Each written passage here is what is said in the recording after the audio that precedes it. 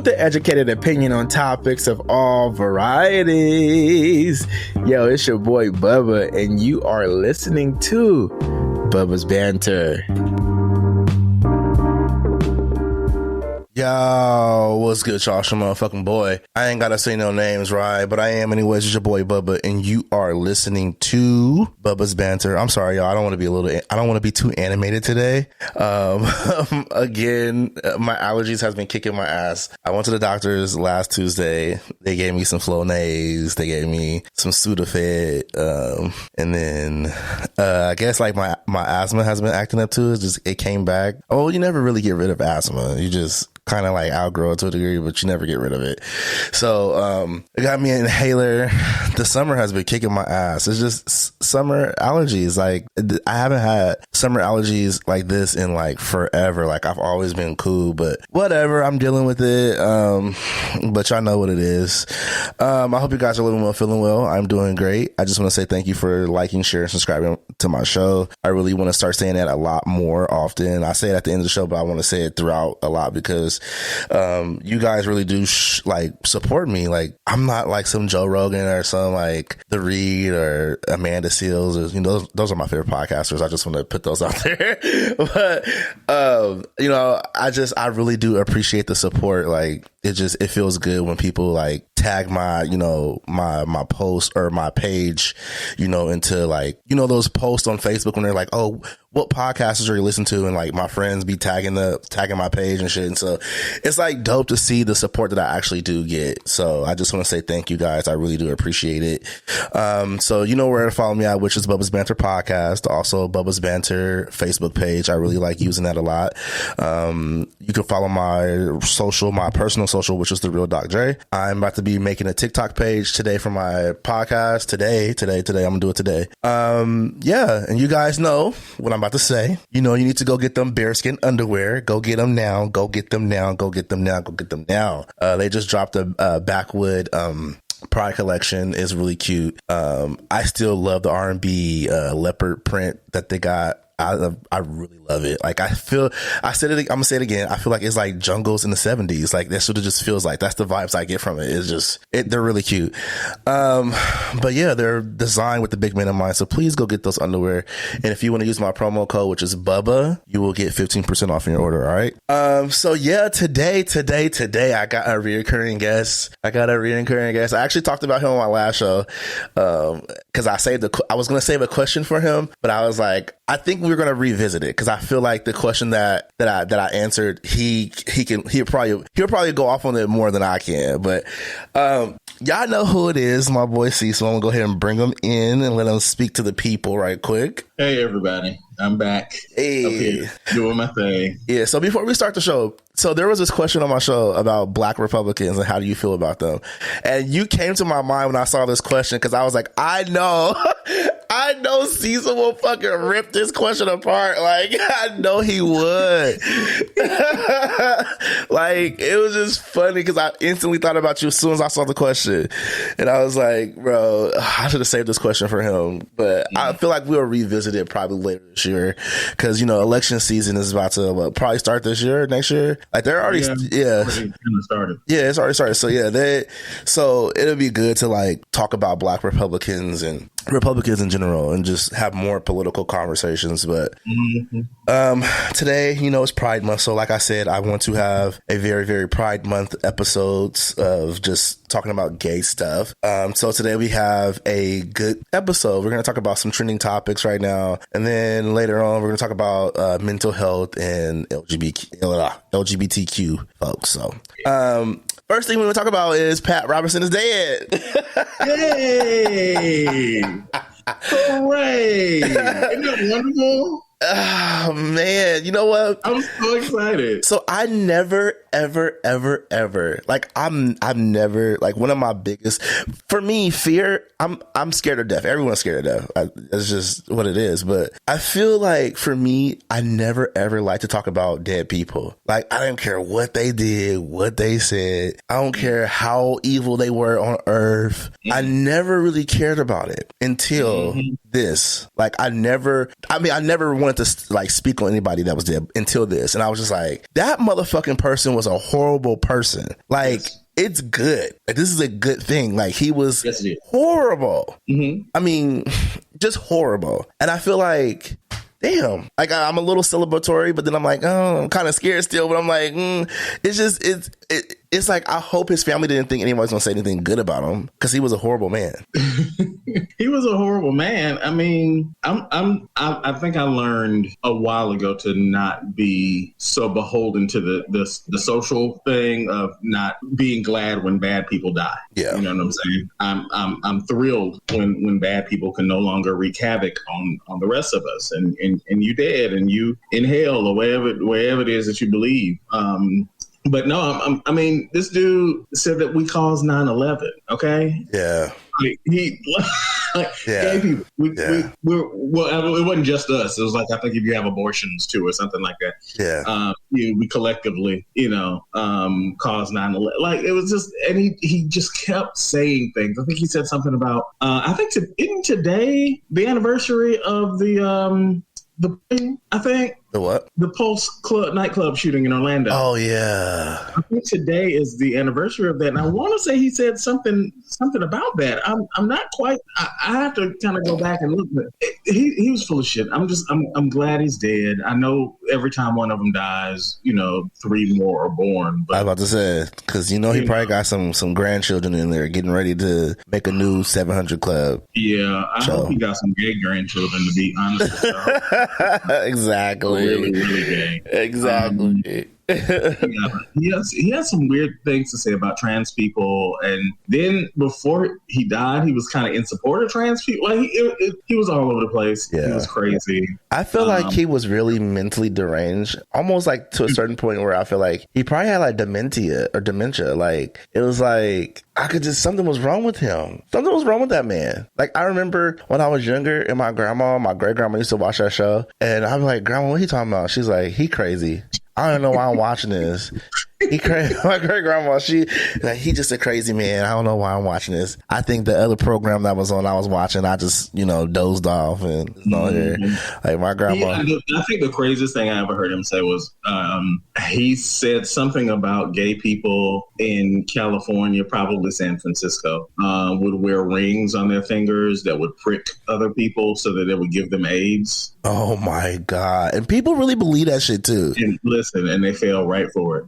Oh my God. That is like the epitome of like the indoctrination. Like, there's like literally indoctrinating people to believe that gay people are evil and do these things. Yeah, it's an agenda. It's the same agenda they think we have. Exactly. Like, it's weird. Anyways, I don't know why we spreading AIDS to everybody. How does that benefit us? Exactly. You pretty much kill off the planet. Much. I mean, but if you give everybody AIDS, and then how we gonna get all this DO men that y'all send? Okay. Okay. Okay. Let's go on to the next topic, which I've been totally invested in this topic, only because of what I've seen on Twitter. So Byron Perkins is a football player for Hampton University, HBCU. Yeah. And he came out. And so he's like the first Black player to come out of HBCU. And so thrilled for him. He just came out, and then like he introduced his boyfriend on Instagram, and it blew up. It became a really big hot topic on Twitter over the weekend, or last weekend, I think. And it was just weird. Like, it was weird. Like, the girls, and you know me, I experienced this already I experienced this a lot all the time still, actually. And living in the Pacific Northwest, like, living in the Pacific Northwest, I can understand like why people feel the way they feel about me. But, the girls were mad that his boyfriend was a white man, a fat white man at that. You're right. White, very white. Very fat white man at that. And they didn't like it, and they were just calling him out on it. They've been harassing the boyfriend too, which is weird. It's just fucking weird. Like, it's just so weird. And I'm so tired of like, okay, the conversation. I feel like I want to get a panel eventually on my show to talk about this, in a sense, because I feel like one of the tweets kind of like pissed me off. It triggered me because he was like, oh, like, it's so crazy how black gay men, like celebrity gay black men, hook up with will date an unattractive white man before they date a black man or an unattractive black man or something like that. And I'm thinking to myself, like, a lot of y'all motherfuckers who are attractive, got nice bodies, y'all don't even date fat black dudes. So, like, what are you talking about?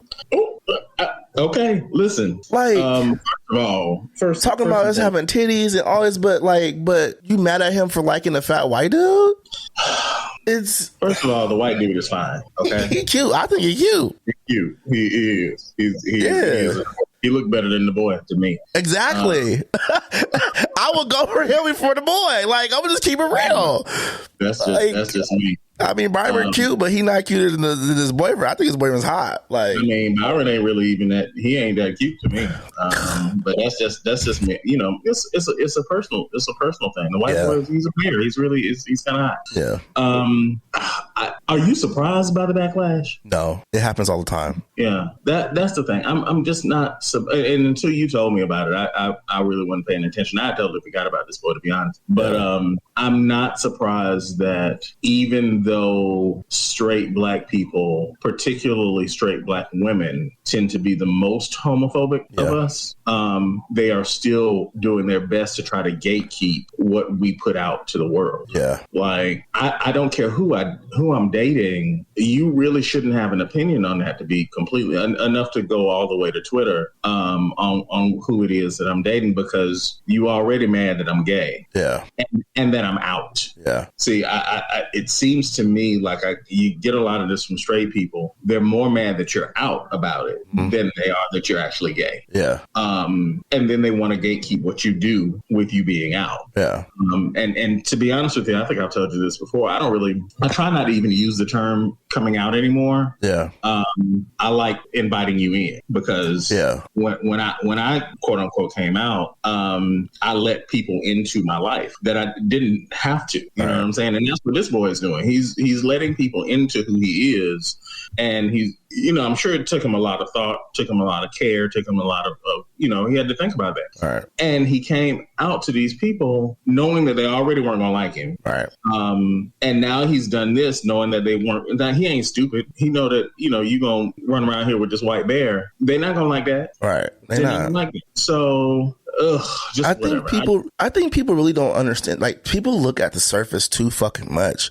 He was with this boy for 6 months prior to even coming out. So, like, what do you think? Like, someone built a relationship with this person, was doing things, and then he finally came out, and now I'm introducing you to my guy because this is my guy too. You know, we're dating. Like, this is a person I love and care about. I'm letting everyone know who he is, and the first thing you do is get mad at he's white, and you don't even know the backstory.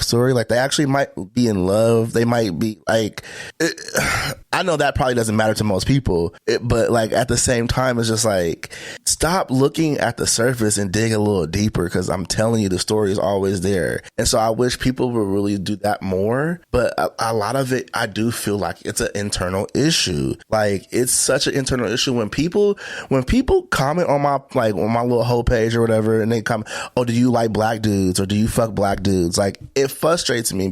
And then I have to realize that a lot of it is an internal issue, because if you feel like you're hot enough for me and that I want you, I'm going to get it. There's so many guys who I want that do not want me. And at the end of the day, it is what it is. I move on from it. It takes me a while to move on from it sometimes, but like, I move on from it, because at the end of the day, I'm wasting so much time on who don't want me when there's other people out there who do want me that I want to. So it's like, I don't understand why they do it so much to me, and just me being an irritable person that I am. Sometimes I respond, but I've gotten so much better at just hitting the block button. Like, my block button is just like fucking long now. Like, it is so long.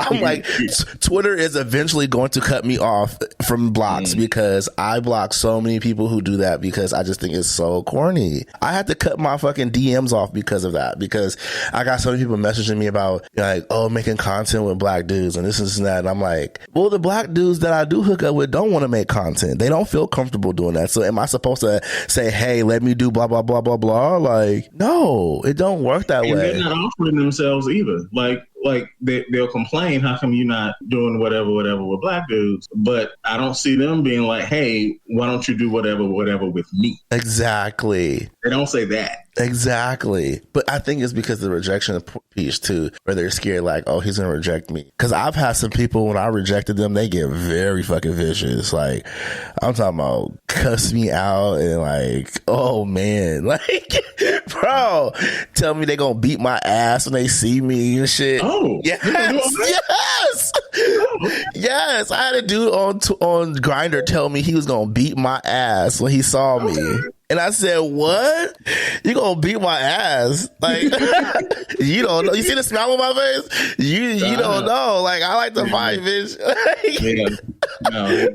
He likes to fight. I was like, he don't understand what he just said to me. That just kind of made me happy, because I was like, you know where I be at. You know I go to like the Eagle and shit. I've seen you there once or twice. Like, I want to see you gonna beat my ass when you see me. Like, and it was weird. It was so weird. Smiling. Look at your little smile. It was weird, bro, because I've never, like, I didn't send no nudes. I kept it neutral. And usually if I'm not interested in you, I block. I'm not gonna sit here and lie. If I'm not interested, I block, because it is like, it's a waste of time. But I've been trying to be nice, because what I've realized is like, you just never know what you're gonna find in a situation. You might help somebody and they may help you, whatever. Like, I got this from, I was watching an interview with Erykah Badu, and she was saying how, like, sometimes people help you go places. You never know what the exchange is going to bring. It doesn't always mean, you know, XYZ, but the exchange may take you somewhere, and it may help them go somewhere. So don't always just, like, you know, block your blessings. So, you know, it was like that. And so I tried to be nice to him, and he's black. He lives in Portland. So it's like, it's not a lot of us. So I want to be cool. I want to be chill. But if I'm telling you, like, no, I'm not interested, blah, blah, blah, and you're flirting, you're not taking the, you know, oh yeah, hey bro, I'm not interested in like that. And then you go to get hostile talking about you gonna beat my ass. That's a deeper issue. Yeah, that's a deeper issue. And I haven't seen him since, so that's a good thing. Because I was just like, girl, girl, you not, especially if all my friends is there. Oh yeah, it's not gonna go nice for you. Yeah, doing all that. But again, I feel like the conversation amongst the gays is that it's a bigger conversation that we need to have when they say shit like that. Because I'm like, how can you talk about this man liking a deemed unattractive white person to you, but you don't like the deemed unattractive black man? It's just so weird to me. And when I see gays doing that, when I see the gays doing that so much, it's just like, girl, y'all do it all the time within y'all community, all the time. Like, y'all don't go out and date attractive black men that are chubby, might not have, you know, the body that's adjacent to whiteness, but, you know what I'm saying, y'all may have it, but y'all don't go out and date these people and see value in these people outside of that. So how can you talk about that? How can you open your mouth because this person is deemed attractive because of his body and in his status of him being a football player and all these things, and whether or not he goes to the league or not, he's just in college, which I hope he does go to the league, because he seems like he's a good dude. He seems like he's really good. So like, what makes that like attractive? Like, y'all, it's so weird to me how people put that on people. It's just so fucking weird. It also shows me that the black comes first before the gay. Yeah. You know what I'm saying? I have that conversation so much. Yeah. That's not something that a lot of white gays really tend to understand, or people of other cultures, they tend to understand that we're, however gay we are, we're black first. Yeah. And people see that before they see anything else. You can be the most flamboyant gay man, but people will see your blackness before they see anything else. And you know, I personally have learned that actually very recently, that my blackness, negatively or positively, is seen before anything else. Yeah, I agree. Me and my brother actually, I was with my brothers like last weekend, and we had this conversation, and he asked me like, do you feel like you're black or gay first? And I said, I'm both at the same time. Like I can't escape the fact that I'm black, and I know people know that I'm gay. I mean, sometimes people don't think that that I'm gay. Like if there's like some random person that I've never met and they talk to me, of course, you know, in some settings I code switch. I'm not gonna sit here and lie and say I don't. I code switch sometimes because it's just natural. It's not something I don't even think about code switching. It's just, I don't like when I talk to people, a rainbow don't fall out my mouth either. Right. But at the same time, it's like, you know, when I get around people who I don't know, I put up that shield, like, I don't know you, so boom. And they don't always think that I'm gay. And so they say things to me like, oh, you married? And I'll be like, nah. Or, oh, you got a girlfriend? I'm like, no. and then it comes, I'm like, I'm gay, bro. And they're like, oh, okay, cool. And then it just be cool after that or whatever. But I was trying to explain that to him, and he was like, well, sometimes I feel like with black people or some gay people, it's like they're gay first before they're black. And I was like, no, that's not always true. Like, I mean, you may feel that way, but a lot of it is because of the resentment that some gay black folks have. You know, some gay black folks don't want to be around straight black people like that because of what they had to deal with, and that's just what it is. Like, you have to understand that intersectionality is a real thing, bro. Like, it's all at the same time. Like, I'm black and I'm gay. I can't help that. So, you know, you have to understand that for what it is. I just had a conversation about that not too long ago. I made a post about it on Facebook about how a lot of black people my age, you know, I'm 47. And even now, we're really kind of slow on social development. Like, we date later in life. Yeah. You know, have, you know, relationships later in life because we weren't allowed to do all of that stuff in public. Yeah. The way that straight people were able to do. That's why people like my son, like who is also gay. I was proud / jealous of him when he was in high school because he was able to be out. Yeah. You know what I'm saying? And just be whoever he is. And, you know, if people did care, they never let him know.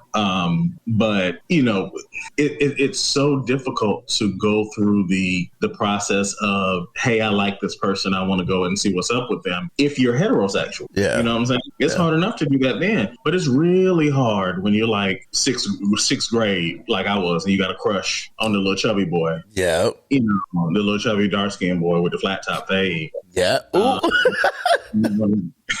And you want to say something to him, but you really can't say nothing to him. So you just gotta, you know, there's such a deficit when it comes to social development.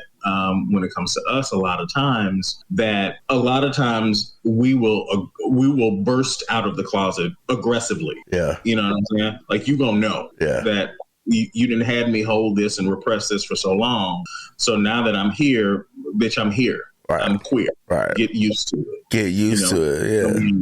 And then they get mad because they're like, well, why you got to put it in our face sometimes? Because you wouldn't let me do it the way you did it. Exactly. Yeah, that's why. So when I look at this football player dude, I get proud. Yeah. I'm proud that he was brave enough to do that in black spaces. Exactly. You know? People don't get that part. People do not, when they say, oh, what's brave about it?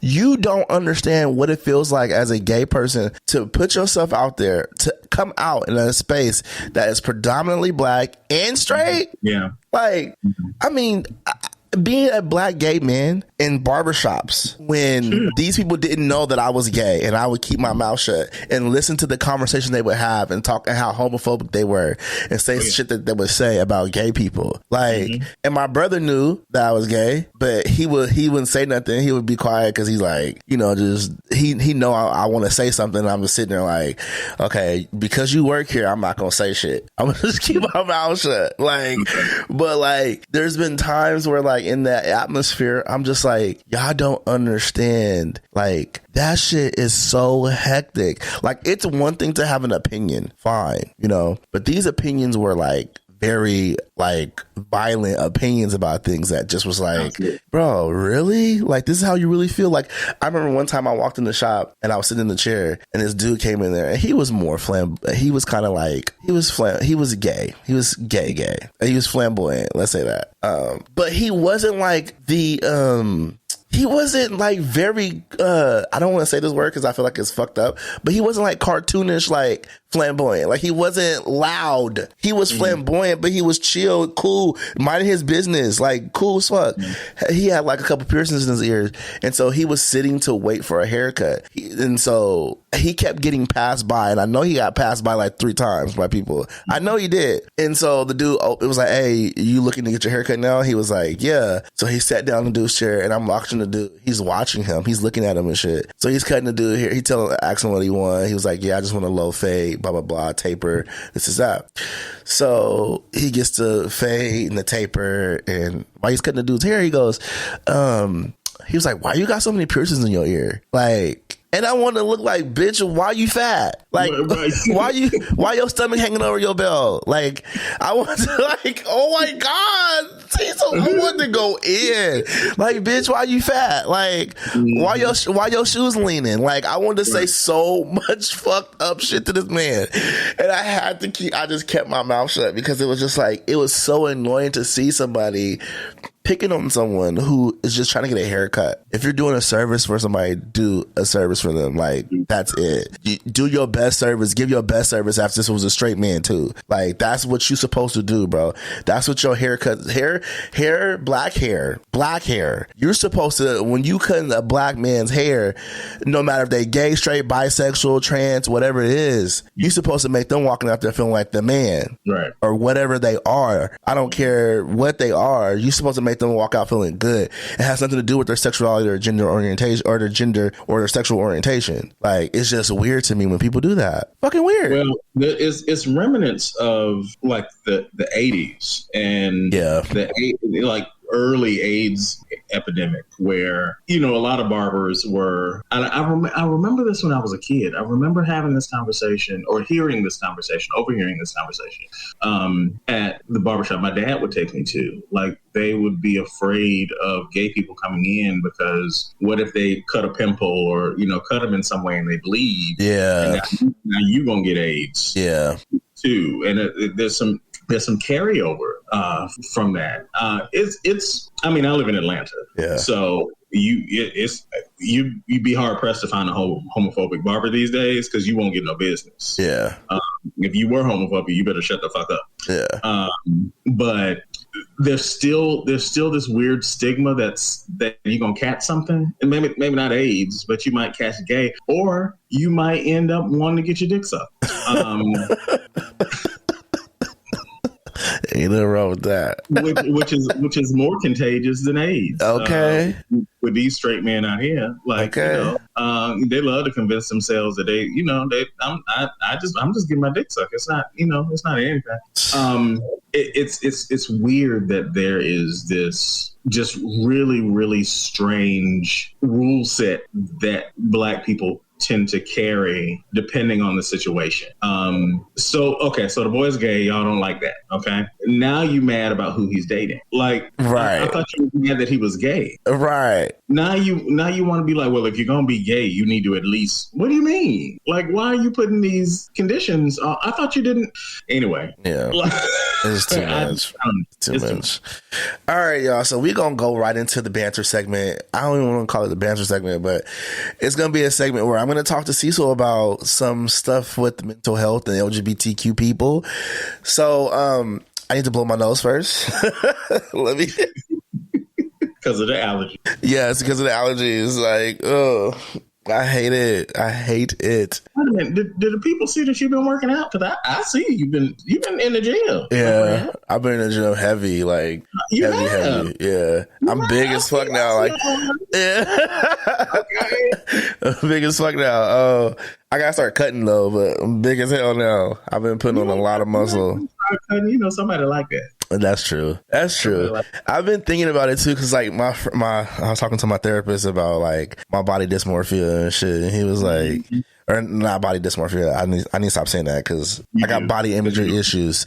Imagery issues. I don't have body dysmorphia. That's clinical. But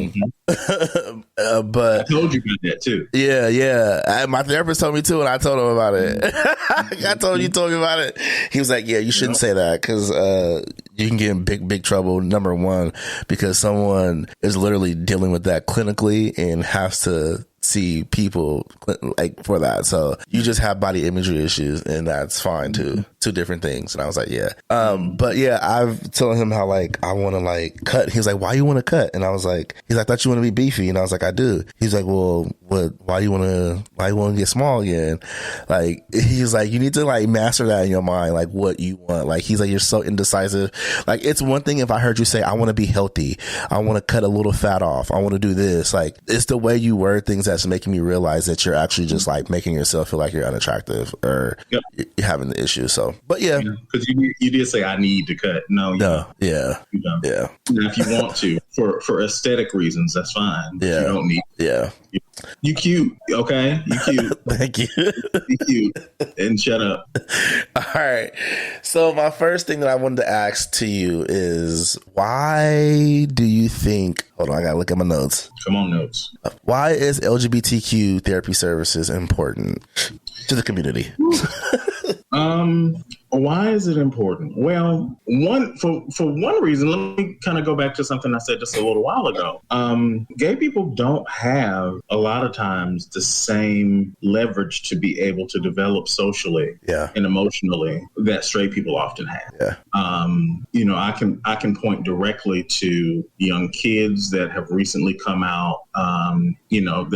There's and I'm going to change ages and I'm going to change genders and all this other stuff for the sake of confidentiality. But there's this around 14, 15-year-old kid that I know who came out to his parents recently, and this 15-year-old is the oldest of three, and the youngest one is a girl who is around 9.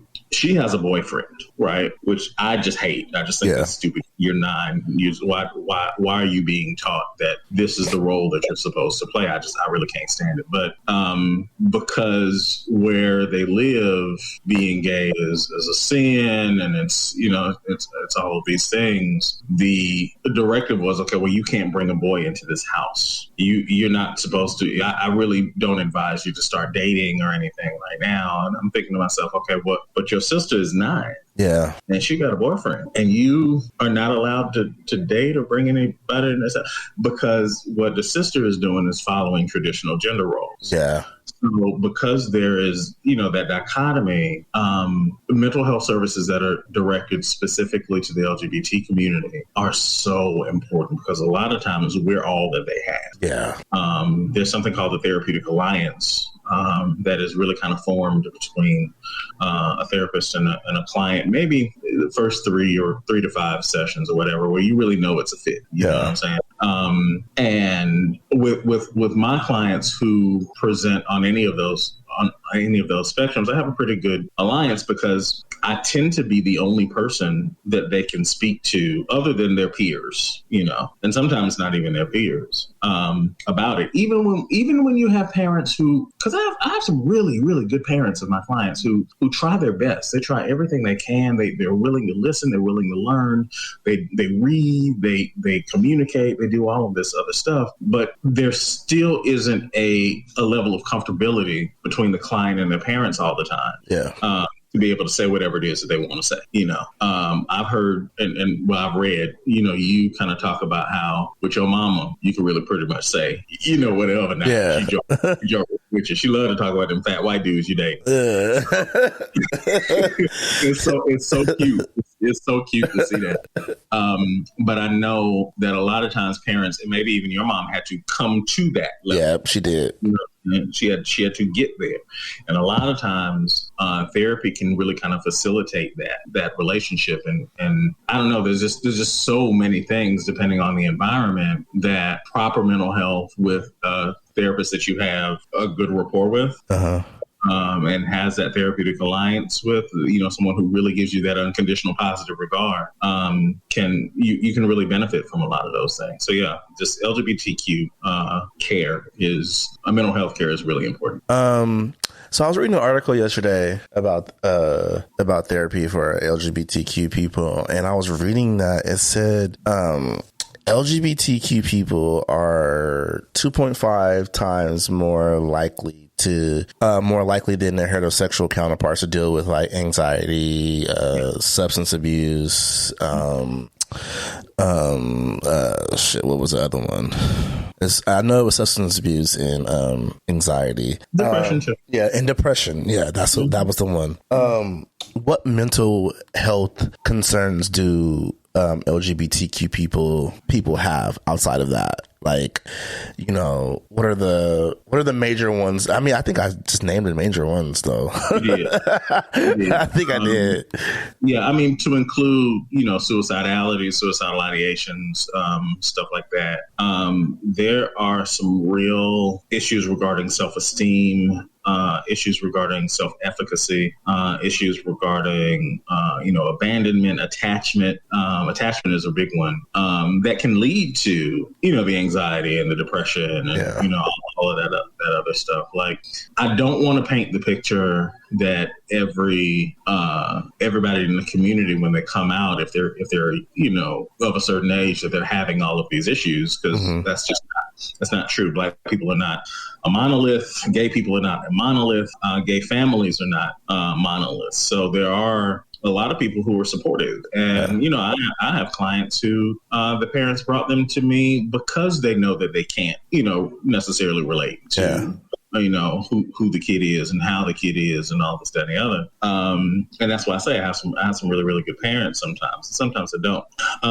But yeah, there's a lot of those things can lead to, you know, what is commonly seen as like anxiety and depression and stuff like that. But more importantly, it's really important to try as hard as we can as clinicians to deal with the things that cause the anxiety and depression. Yeah. The things that, you know, maybe we can be preemptive about. And a lot of that is self-efficacy, self-esteem, and the difference between self-efficacy and esteem. Self-esteem is really kind of, you know, how you feel about who you are as a person. Self-efficacy is how you feel about what you can do, about your ability. I was about to ask you, what was that? About your ability. Like, you have a lot of self-efficacy about the gym. Yeah. You know, you go in there and you can see results and you know what you're doing. Yeah. You might not have a lot of self-efficacy about being an accountant. Yeah. You know what I'm saying? How efficacious you'll be at doing something, or how efficacious you think you'll be at doing something, is the self-efficacy piece. And a lot of times, kids in the community will come to therapy with some low self-esteem and low self-efficacy. They really they'll doubt who they are and they'll doubt their abilities because their environment kind of lends to that. Yeah. You know what I'm saying? It kind of lends to them not being able to see their abilities and see themselves for who they are. So more often than not, I tackle that first, like before I really deal with anything else. Yeah. You know, I kind of assess for how do you feel about you? Because it's my job as a therapist, and this is for whoever I see, you know, straight, gay, green, purple, plaid, whatever. It's my responsibility to meet them where they are, not to bring them where I am. Yeah. My feelings and my, you know, all of this is so unimportant when I'm in therapy. You know, I save all of the judgmental shit for Facebook. Right. But when I'm in session, I got to meet these people where they are. And a lot of times they are at a place where they don't think that they have the capabilities and don't think that they have the, even the opportunity sometimes to be who they feel themselves to be. Right. That's kind of what I tackle first. Cool. So representation matters to me. It matters to me. It matters to me. It matters to me. I've pressed this conversation so fucking much to people about representation and why representation is important. So I wanted to ask, how important is it to have therapists and mental health counselors who are LGBTQ? Oh my God. I think you and I have talked about this before outside of this space. Yeah. But this industry is full of nothing but white women. Yeah. Okay. That's what you're going to get, especially with working with children. Yeah. Especially with working with teens and youth and whatever. It's white women. I live in Wakanda. I live in Atlanta, Georgia. Black as hell. I am the only Black gay male who works with children that I've ever seen. Oh, wow. In this city. I haven't seen another one. I don't know of another. If another one exists, please reach out to me. Find me. I cannot tell you how important it is. I'm a living witness of how important it is to have that kind of representation, not just LGBTQ, but Black and male. Yeah. There are so many people who have heard of me, who know me. I found out recently that I have this reputation that people who don't know me have recommended me because I'm a Black male, a Black gay male therapist in Atlanta, and there's that nobody knows any others. Oh wow. Yeah, when it was time, like there's a big push for multiculturalism in this industry now. It kind of started in the 80s, but it's really kind of prevalent now with Black Lives Matter movement and stuff like that. But when I first graduated and I was looking for work, I went on groups and such, and I was like, hey, looking for work as a therapist. I didn't include my picture or anything, but looking for work as a therapist, I got nothing. Then I said, hey, Black gay male therapist who works with children. Instantly, and I mean within maybe about 6 minutes, I got 9 job offers right then. Wow. Come work with us. Come work with us. Come work with us. Come work with us. Because of how needed and how necessary that is. And that's not me tooting my own horn. I'm actually kind of upset about it. I wish that there were more. I really, really do wish that there were more. I've spoken to my alma mater, Georgia State, and they just don't have a lot of applicants that come in who have those check boxes. I'm about to get into, as a matter of fact, next week I'm going to Colorado for a week to get trained in psychedelic assisted therapies. MDMA, ketamine, stuff like that. Ketamine.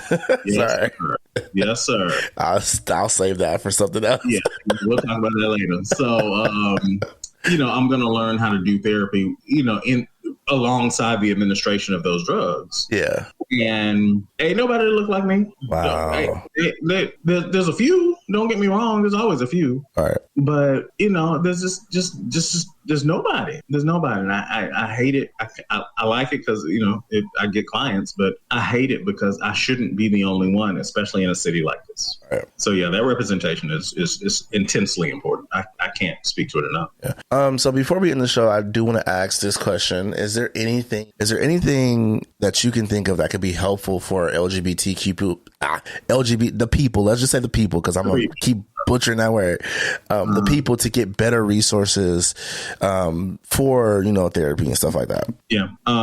Psychology Today is a really, really good source for being able to whittle down what you want in a therapist. Like their filtering system is really, really good. I'm not on Psychology Today. I've never really had much of a need. People tend to find me. Yeah.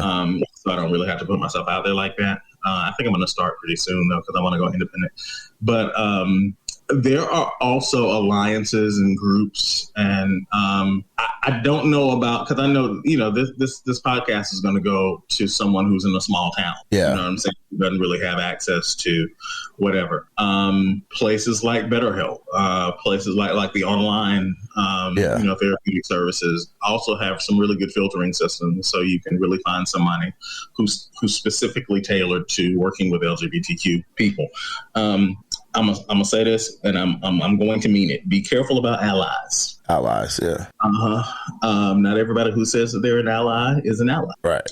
I have learned that professionally, and it's an unwritten rule that people in this industry, white women, like to say that they are allies with the community, but aren't really allies with the community. And I agree. I'm gonna leave it at that, but you got to be really, really careful who you align with and who says they're aligned with you. That therapeutic alliance, those first 3 to 5 sessions, if you feel something, run. Right. And I mean, and a good therapist would be like, we don't have, because I do this all the time. We don't have it. We don't have it. I'm gonna suggest here's a list of 3 other people you probably need to go see, because I'm not the one. All right. Pull on your resources. There are resources out there for you. Good. That's good. Yeah. All right, y'all. So y'all know I'm at the end of the show. I just want to say thank you to my guest Cecil for coming on here again and again and again and again and again and again. I appreciate it. You guys know where to follow me at, which is Bubba's Banter Podcast. The Real Doc Dre is my personal, and TikTok page is coming today. I'm gonna do it today. Once I get all my errands done, I'm gonna do it today, but we'll see. I heard you say you was gonna do it today last time I was on. I think so. Yeah. I've been realizing is like, I've been on my marketing game. I've been really doing research, and like, I need to start pumping out these ads, stop being cheap. Mm-hmm. I ain't gonna lie. So those are the good places to go. I deleted my Twitter because my Bubba's Banter Twitter because it was not a good place to be. Twitter is mostly for porn and think pieces. Like that's all Twitter is made for. It's not. Yeah. So I was like, I'm not going to even do that. Like, and just, I didn't want to have too many socials either. Like, cause I already feel like I got too many. Like, there's some times where I need to have a social break, and it's just like, damn, this is too much. Like, I don't have help, and I need to get a team. Mm-hmm. That's what I need to start. I need to build a team. And yeah, I need to get my website first. I'm trying to get my logo. I'm trying to get my new logo done. So I'm trying to do that. And then once I get my logo done, then I'll start on my website. Then I'll start getting a team together, because definitely need to get a team, because doing all this shit by myself and then like my own personal life is just like, it's all becoming too much. Too much. For real. So we'll see. But shout out to my subscribers and everybody that loves and support my show. I really do appreciate you guys. I want to give a shout out to Adriana again. Adriana Oliver is a person who is like an advocate, a very big fan of mine. She's a friend of mine too, but I have to give her a shout out because I swear to God, every time a podcast post pop up, but she's the first one tagging my name. And I'll be like, girl, like that shit makes me feel so good every single time when I see it. And she listens to my show, and I don't even have to ask if she listens. I know it's her. She always posting up quotes and shit on her Facebook page. Like, yeah, so that feels good. It feels great. Like, it feels really good. So just shout out to her. You want to shout out to anybody? I want to shout out to my friend Hani in Syria, who is going to be listening for the first time. Hey. I know, because he's just looking for more, really kind of substantial content, and he liked the big boys. So I was like, well, I'm going to be on this podcast. Also, guys, sorry to cut you off. Go ahead. No. And I always shout out my husband, Greg. And I just want to shout out all of the LGBTQ youth out there who need some support. Yes. Reach out. Yes. Reach out. Find me, Cecil Davison. I'm in Atlanta. I'm easy to find. Somebody told me yesterday that if you type my name and then type play therapy right after it, I'm the first thing that comes up. I ain't know that. I got SEO on the Googles, and I wasn't even aware. Okay, come on in, algorithms. Okay, algorithms. You better work. Shit, okay. I didn't know I was doing all that. So yes, figure out how to capitalize on that. But yeah, reach out. I'm here. I'm always. That's dope. I want to say Happy Pride Month again to everybody. So I've been going through some shit lately, so I've been kind of lazy. But I really want to start promoting a whole bunch of like gay businesses on my Instagram page. So if you got a gay business, hit me on a DM, send it to me so I can post it up on my page. I'm going to start that this week. I'm going to be just posting every gay, whatever, especially gay and black businesses. Please send those to me. I'm going to be posting them up on my Instagram stories and my feed. I'm going to be opening up a couple of different businesses in the next few months. So we talked about that. Yeah, we're gonna talk a little bit more after these cameras go on. Okay, cool. All right, y'all. I'll see y'all when this episode comes out. All right.